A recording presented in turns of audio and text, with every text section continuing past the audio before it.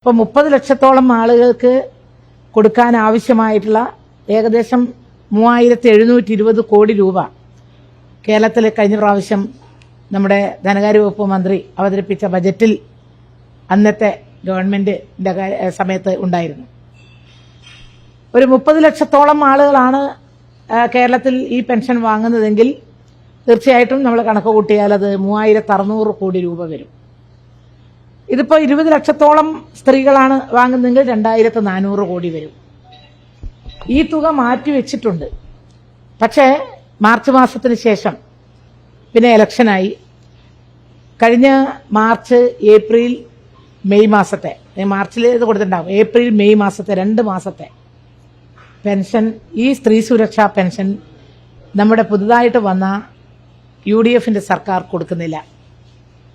ഇത് വലിയ ചതിയാണ്.